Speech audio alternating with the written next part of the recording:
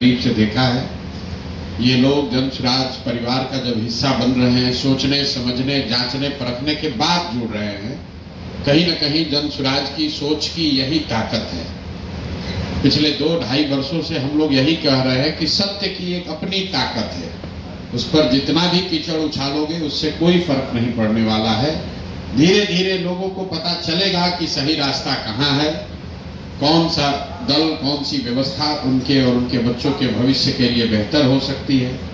जहाँ तक रह गई बात चुनाव की, बिहार जीतने की, बिहार बदलने की, व्यक्तिगत तौर पर मैं रोज कहता हूँ, हमारे लिए जन स्वराज या ये प्रयास एमएलए बनना, मंत्री बनना, बिहार की सरकार में शामिल होना, ये हमारा जीवन का उद्देश्य नहीं है। इसलिए जन स्वराज नहीं बनाए। जिसको थोड़ी बहुत भी राजनीति की समझ है वो जानता है कि अगर हमको एमएलए एमपी बनना होता, मंत्री बनना होता, तो उसके लिए इस तरह के किसी प्रयास की जरूरत नहीं है। आप जिस राज्य का नाम ले लीजिए, उसी राज्य से हम एमपी एमएलए बन सकते हैं, कोई पार्टी बना लेगा। हम यहाँ पर ये जो व्यवस्था शुरू कर रहे हैं, इस देश में गांधी के आदर्शों पर, व्यवस्थित तरीके से गांधी के आदर्शों पर चलने वाला एक कोई विकल्प बने, भले छोटा प्रयास है। आज ये आपको छोटा पौधा दिख सकता है, लेकिन जब कोई भी चीज आप शुरू करते हैं वो छोटा ही होगा।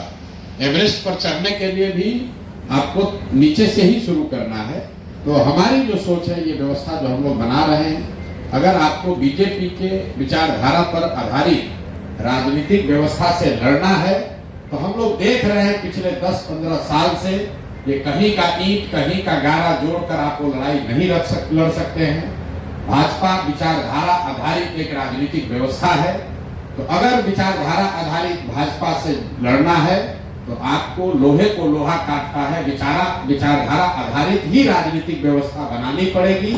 और इस देश में जब आपको भाजपा के विचारधारा से लड़ना है, तो गांधी ही एक वो विचारधारा है जिससे कि उसका मुकाबला किया जा सकता है। तो जन स्वराज बिहार में चुनाव लड़के सत्ता में काबिज होने का अभियान नहीं है। ये आजादी से पहले जो महात्मा गांधी की कांग्रेस थी, उस तरह की व्यवस्था को पुनर्जीवित करने का अभियान है। ये अभियान है उन सारे बिहार के लोगों के लिए जो समझते हैं कि बिहार में विकल्प के अभाव में पिछले 30-35 साल से लालू जी के डर से भाजपा को और भाजपा के डर से लालू जी को जो वोट देने की परिपाटी चली आ रही है, जो राजनीतिक बंधुआ मजदूरी का माहौल है, उससे अगर अपने और अपने बच्चों को निकालना है तो एक नई व्यवस्था बनानी पड़ेगी। उसी व्यवस्था का नाम है जन स्वराज। जन स्वराज किसी व्यक्ति का दल नहीं है, ये प्रशांत किशोर का दल नहीं है, किसी जाति किसी समाज का दल नहीं है, किसी परिवार का दल नहीं है। ये बिहार के उन सारे लोगों का दल है जो चाहता है कि बिहार में भी ये राजनीतिक बंधुआ मजदूरी खत्म हो, बिहार में भी अपने बच्चों, हम लोग के बच्चों के लिए पढ़ाई और रोजगार हो, बिहार भी देश के अन्य कई राज्यों की तरह विकास की दौड़ में शामिल हो। जो लोग भी ये सोच रखते हैं वो जन स्वराज के मालिक मुखिया हैं। आज प्रशांत किशोर इसके चेहरा के तौर पर दिख सकते हैं। आज से 5 वर्ष के बाद, 10 वर्ष के बाद संभव है कि प्रशांत किशोर से भी काबिल कोई व्यक्ति जो इसी बिहार का हो, जो इस दल का नेतृत्व करेगा।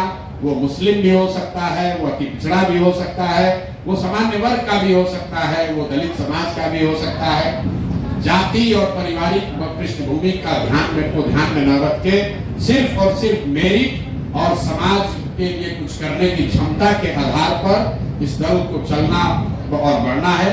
आप दोनों लोग का मैं तहे दिल से शुक्रिया अदा कर रहा हूं और एक ही बात कह के खत्म करूंगा कि चाहे कुछ भी हो जाए, जब तक मैं इस व्यवस्था से जुड़ा हूं, 2 बातें बिल्कुल आप लिख लीजिए कि मेरे आचार विचार व्यवहार से ऐसा कुछ भी नहीं होगा जिससे कभी जीवन में आपको इस दल से जुड़े होने से शर्मिंदगी उठानी पड़े। और दूसरी बात, जिस ईमानदारी और शुद्धता से मैंने इसका नींव रखा है, जब तक मेरी जिंदगी है, उस ईमानदारी और शुद्धता में कोई कमी नहीं आने दूंगा।